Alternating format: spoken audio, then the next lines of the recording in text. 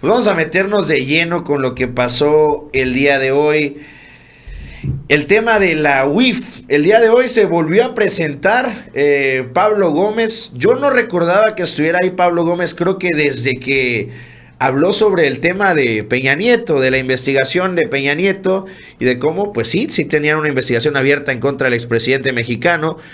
Esa vez recuerdo que se echó casi una hora en la conferencia mañanera. Hoy pues repitió la dosis. La presencia de Pablo Gómez en la conferencia mañanera se hace saber, y el día de hoy estuvo 50 minutos y cada uno de esos minutos fue tirando una y otro golpe y revelando sobre todo pues el actuar de los jueces. Ya habíamos hablado el día de ayer sobre el tema de Ovidio Guzmán y el cómo los jueces habrían dado otro amparo nuevamente a Ovidio para frenar su extradición. Y el día de hoy sale Pablo Gómez a hablar sobre los jueces que le devolvieron una millonada a Cárdenas Palomino, le descongelaron sus cuentas.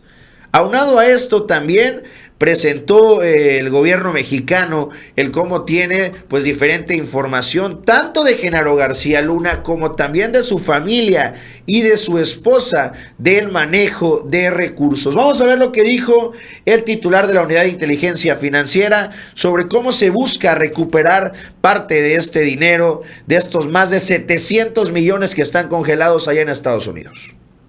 El mexicano presentó una demanda civil el 21 de septiembre de 2021 ante el Tribunal del 11º Circuito Judicial del Condado de Miami-Dade, Florida, para la recuperación de los activos adquiridos con los recursos extraídos del erario mexicano y ubicados en ese estado norteamericano, con la intención de resarcir el daño generado al Estado de nuestro país. El proceso civil es independiente al juicio penal al que está sujeto García Luna en Brooklyn, Nueva York. En cuanto a México, los procesos penales siguen su curso y el gobierno espera que abarquen también los peculados y contrataciones indebidas cometidos mediante redes de corrupción encabezadas por García Luna durante 20 años, incluyendo dentro de estos los 6 años del gobierno anterior, en que siguió operando esta red de corrupción de García Luna, cuando ya no era servidor público. Tenemos un listado de 40 contratos que se llevaron a cabo y que fueron instrumentos para la comisión de delitos de corrupción. Y el producto de la inmensa mayoría de estos contratos, por 749,879,384 dólares con 78 centavos hasta este momento. Estos recursos, producto de estos 40 contratos que se van a dar a conocer todos, son los que están en este momento en el juicio civil de Florida. El Tribunal de Florida, las personas demandadas son Genaro García Luna, Linda Cristina Pereira de García Luna, Mauricio Samuel Weinberg López, Jonathan Alexis Weinberg Pinto, Silvia Donna Pinto de Weinberg, Nathan Vancier Taub, José Francisco Niembro González y Marta Virginia Nieto Guerrero de Niembro. Hay una lista de 44 empresas que fueron utilizadas en esta trama. Bueno, es la información que comparte Pablo Gómez, con esto confirmando ya varios reportajes trascendidos. Por ahí alguna que otra declaración que también se había dado a conocer, en donde pues ya se sabía que estos 700 millones de dólares habrían sido recibidos o ganados por las empresas de García Luna a finales del sexenio de Calderón y durante todo el sexenio de Peña Nieto. Incluso hasta un poquito después, porque también los gobernadores le echaron a esta vaquita, le echaron su lanita a Genaro García Luna. Solo que el día de hoy ya se hizo con más detalles. Se habló de qué personas están involucradas, que son las que escuchamos a Pablo Gómez mencionar, incluyendo a su esposa. También sacó las propiedades, también habló de los vehículos, sobre todo el Lamborghini, el Maserati, todos estos vehículos de lujo que tiene varios. Son 44 vehículos, creo, los que mencionó. Tiene Genaro García Luna. Todo esto que ha investigado la Unidad de Inteligencia Financiera desde que estaba Santiago Nieto, y con esta información se presentó esta denuncia en Miami. Ahora hay que tener claro lo que está sucediendo en cuanto a los procesos legales. En el caso de la Corte de Nueva York, el que estamos viendo y donde se están dando estos testimonios, es hasta el 2012. O sea, hasta ese año es hasta donde se le acusó a Genaro García Luna por parte de la Fiscalía. Incluso el juez fue muy puntual en decir que hasta el 2012. ¿No? O sea, dime lo que quieras, pero hasta el 2012. Ya después del 2012, ya entra también esta investigación de Santiago Nieto y de Pablo Gómez, porque ya hablamos del sexenio de Peña Nieto. Entonces, a la Fiscalía de los Estados Unidos, la Unidad de Inteligencia Financiera le entregó esta información, porque esto inició antes de que saliera García Luna, antes del 2012. Ya estaba cobrando contratos, incluso hizo algunas compras antes del 2012, que es lo que va a aparecer en el juicio, que se quiso dar a conocer ayer, pero bueno, el juez les dijo, sí, puedes dar fotos, pero tienes que presentar las pruebas de los vínculos de estas fotos o propiedades con García Luna, porque la defensa dijo es que cualquiera puede tener fotos en su celular. Pues sí, la verdad es que sí, puedes tener un coche, una foto de un Lamborghini en tu teléfono, no significa que sea tuyo. Entonces le dijo el juez, tienes que justificar ese vínculo con el Lamborghini. Entonces, esto es lo que va a presentar la Fiscalía el lunes, con información que le ayudó a obtener el gobierno de México. Y mientras todo lo demás se va a Miami. Este proceso en Miami se hace con la información que presenta el gobierno de México, y se hace en Miami porque se acusa que allá fue donde se gastó el dinero, justamente en Miami. Todo esto triangulando desde Barbados, que es donde se tenían las empresas fachada. Después de haber recibido los recursos de estos contratos, se iban a Barbados y de ahí posteriormente se iban invirtiendo o gastando allá en los Estados Unidos, en Miami. Entonces, este juicio o esta demanda que presenta México está frenada ahorita porque se está esperando que concluya el proceso en Brooklyn. Ahora, una vez que termine este proceso, se estará retomando el juicio, o bueno, el proceso legal allá en Miami, en donde ahora van por el dinero de la corrupción política. Allá en Brooklyn se está viendo el dinero de la corrupción por los sobornos y los pagos de los cárteles. Pero acá estamos hablando del dinero de los mexicanos que terminó en manos de García Luna. O sea, esto todavía no termina, esto todavía va a seguir. Entonces, así está el escenario legal, y por eso es importante también la información que da hoy la Unidad de Inteligencia Financiera, porque también la da en el marco de este cierre que se va a tener en el juicio, en donde pues se ha dicho, porque eso es lo que dice la defensa, es que no hay pruebas en contra de García Luna. Ahí están. Si las quieres, ahí están. Las tiene el gobierno de México, incluso en el periodo en el que tú las estás pidiendo, antes del 2012 o del 2012 para atrás. Y es que, como bien lo dices, ahí está alguna de las listas que publica el día de hoy Pablo Gómez. Los coches, un Rolls Royce, un Ferrari F430, un Ferrari California, un Maserati Levante, una Jeep Wrangler Limited, bueno, casi 40 y tantos vehículos como para qué querías 40 vehículos, la verdad que no lo entiendo. Hay una de las imágenes que empiezan a publicar también sobre, pues uno de los, ¿cuál sería? Ese es uno de los Lamborghinis que tenía García Luna, para que vean, pues dónde finalmente quedó todo este dineral. En medio de esto, también pasando al siguiente tema, seguimos hablando de Pablo Gómez.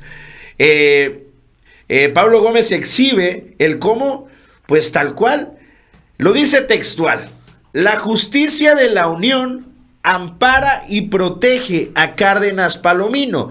El titular de la Unidad de Inteligencia Financiera denunció que el quinto tribunal colegiado en materia administrativa otorgó la protección de la justicia a Luis Cárdenas Palomino, exmando de la extinta Policía Federal, para ser borrado de la lista de bienes financieros bloqueados por la autoridad. Esta decisión se tomó el 25 de enero y permite al exfuncionario acceder al Sistema Nacional Financiero, debido a que, como la denuncia la UIF, no está respaldada por una petición de un gobierno extranjero, con lo cual la indagatoria nacional tiene falta de certeza jurídica. Vamos a escuchar lo que dijo Pablo Gómez sobre, pues, esta decisión de los jueces de descongelarle la lana, el cash, a Cárdenas Palomino.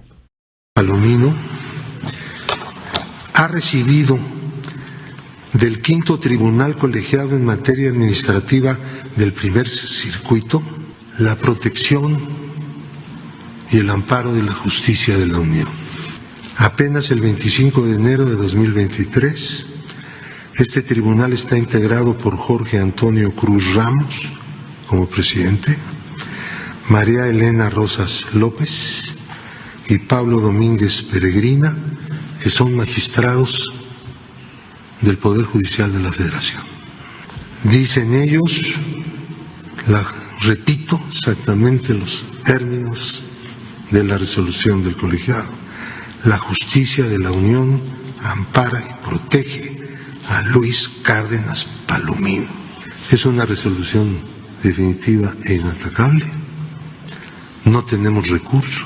Desechó el tribunal un recurso presentado por el gobierno mexicano a través de la Unidad de Inteligencia Financiera y como copartícipe del recurso el propio presidente de la República. ¿Qué significa esto? Significa que la acción del gobierno, con el propósito de prevenir actividades ilícitas en el sistema financiero, de parte de individuos que están siendo sujetos a procedimientos jurídicos de distinto tipo y que se conoce que realizan actividades de lavado de dinero, son pues liberados por del problema de estar en la lista de personas bloqueadas y de no poder realizar actividades en el sistema financiero mexicano. No, es la denuncia pública que hace Pablo Gómez con esta jurisprudencia. Esto es cortesía de la jurisprudencia de Eduardo Medina Mora. Esto fue lo que se decidió en su momento por la Corte. Así es como blindó a los corruptos, en donde se obliga a que la Unidad de Inteligencia Financiera, si no es por un juez aquí en nuestro país, que pues justamente ese es el problema, entonces tiene que ser por parte, una solicitud por parte de una autoridad extranjera. Entonces, con esta jurisprudencia, pues el Poder Judicial ha estado echando para atrás varias, porque esta es de las más significativas, y esto es lo que denuncia Pablo Gómez, pero en los últimos 2 años ha estado tirando muchísimas de las acciones de la UIF, este congelamiento de cuentas, utilizando pues esta jurisprudencia. Lo lamentable, lo terrible es que lo que señala Pablo Gómez es que esto es sistémico, o sea, esto no es la decisión nada más de un solo juez o de un solo tribunal colegiado, que es al que se refirió, porque llegaron a la segunda instancia y el tribunal también lo rebotó, sino que esa es la manera en la que se actúa de manera generalizada en el Poder Judicial de la Federación. O sea, esa es la consigna, si lo quieren ver así. Incluso en los peores casos, porque no es el peor, o sea, no crean que lo de Cárdenas Palomino es lo peor. Incluso, bueno, él refiere que descongelan la cuenta y al día siguiente la vaciaron. Sí, es obvio, natural. Sino en los peores casos, donde se dan estas acciones de corrupción que identifica, o de desvío de recursos, o de recursos de procedencia ilícita, lavado y demás, todo esto que identifica la unidad de inteligencia financiera, ¿saben lo que hacen los jueces? Los jueces se entregan, yo supongo que es un amparo, que impide que el Ministerio Público, la Fiscalía, reciba información de la unidad de inteligencia financiera. Sí, así dice, no puede la UIF entregarle nada al MP. Ahora, el problema es que la ley establece que para poder hacer las denuncias, para que el MP haga estas denuncias, se tiene que hacer con la información de la UIF.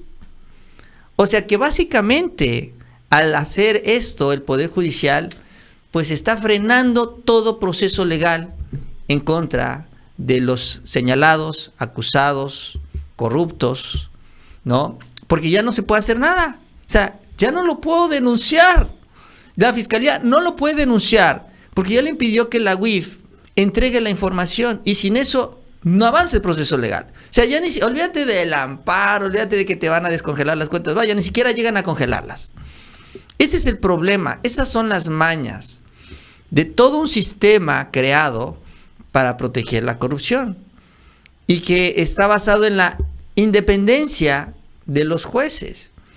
Y eso es lo que denuncia Pablo el día de hoy, que esto es un problema del sistema.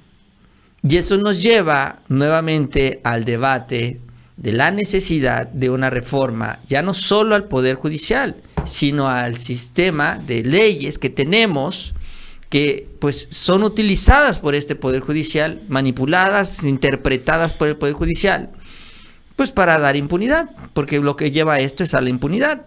O sea, ahí ante los ojos de todos, ya Cárdenas Palomino recibió su dinero de regreso y tan se acabó. Vamos al último tema de Pablo Gómez, y es que también se fue con todo en contra del Instituto Nacional Electoral y reveló pues algo escalofriante, y es que si bien todos sabemos que los consejeros viven y ganan como ricos, resulta que no solamente son estos 10, 11 consejeros del INE, sino son 400 funcionarios ganan más que el presidente en el Instituto Nacional Electoral. Vamos a escuchar parte de lo que dijo Pablo Gómez igual sobre esta cloaca que hay en el INE. Saben que hace 10 años o más se modificó la Constitución por acuerdo de todos los partidos para poder regular las remuneraciones de los servidores públicos. Y uno de los elementos que se consideró adecuado introducir fue que ningún servidor público del Estado Nacional Mexicano, no estaba hablando del gobierno federal o de un poder o del otro, no, el Estado mexicano, estamos hablando del artículo 127 de la Constitución Política de los Estados Unidos Mexicanos.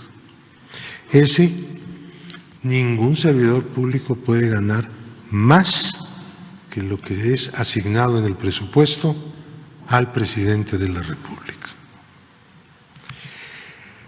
Entonces, les voy a contar el chiste, porque es un chiste, de lo del Instituto Nacional Electoral. Ellos ganan más que el presidente, pero no solo los consejeros. Hay 400 en el INE que ganan más que el presidente. 400. Entonces, no tienen escapatoria. Hay incluso una nueva ley de remuneraciones, es concluyente, no hay resquicio. Van en un recurso a la Corte, los del Instituto Nacional Electoral, pidiendo que no se aplique el presupuesto federal en lo que toca a los sueldos en el INE. Nada más. La Corte admite, y en lugar de hacerle caso a la Cámara de Diputados, que es la emisora del presupuesto, de que por favor no fuera a dar una suspensión, porque no acepta la ley suspensiones contra normas de carácter general, el presupuesto lo es. Le dan la suspensión. No se aplica el presupuesto en materia de sueldos para el Instituto Nacional Electoral. Entonces ellos deciden seguir ganando lo que quieren. Pero el asunto no se resuelve en el fondo, lo dejan pasar el tiempo en la Corte. Llega un momento en que ya nada de eso funciona. ¿Por qué? Porque el presupuesto ya se acabó, ya dejó de funcionar. Viene el nuevo año, un nuevo presupuesto y lo mismo. Lo impugnan, se les da la suspensión. Es un juego, ¿no? Pero es un chiste. Pues lo que revela Pablo Gómez, ¿no? Lo explica más bien, porque ya es algo que ya también conocíamos, los amparos que han interpuesto en el INE para seguir ganando más que el presidente López Obrador, pero lo explica de manera muy, muy puntualita y muy concreta cuál ha sido la maña, la perversidad, la manipulación. Porque bueno, se presenta el amparo, la Corte da la suspensión porque a ellos también les conviene, porque en la Corte ganan también más que el presidente. Esta es una complicidad entre el INE y la Corte. Y es importante esto porque ahorita se está dando o se va a dar el proceso de designación de los nuevos consejeros, y en el Poder Judicial quieren inclinar la balanza para que la oposición ponga al presidente del INE. Entonces, ¿para qué? Para seguir con estas complicidades. Ahora, la estrategia era esta, patear el bote. En el presupuesto se presenta la reducción de sueldos, los consejeros se amparan, dicen la Corte, ahora le va, recibo tu amparo, te entrego la suspensión, lo voy a resolver, y curiosamente se tardan más de un año. ¿Qué sucede al siguiente año? Llega el nuevo presupuesto. Y entonces me vuelvo a amparar, dice, bueno, pues ya ya acabó, ya pasó, pues ya nos olvidamos de esto, ahora te suspendo el nuevo amparo y corre otra vez el tiempo. O sea, ponen en ceros el cronómetro y lo vuelven a iniciar. Y así, año tras año, la Corte, cómplice del INE, para que los dos sigan ganando más que el presidente, siguen sin respetar la Constitución. La verdad es que es lamentable cómo opera esta parte del Estado mexicano, como el Estado, el sistema de instituciones que tenemos en el país, donde supuestamente la Corte está ahí para hacer que se respeten las leyes. Pero ya tenemos estos dos ejemplos, ya los que menciona Pablo Gómez. Por un lado, sembrando y sentando jurisprudencia que provoca impunidad, ¿no? Que permite a los delincuentes de cuello blanco y de todo tipo disfrutar de sus riquezas malavidas. Y en segundo lugar esto, ¿no? Confabulándose con otro organismo de nuestro país, en este caso el INE, para no respetar la Constitución. Es que es lamentable. Y lo peor es que Norma Piña no se ve que traiga la actitud de cambiar las cosas.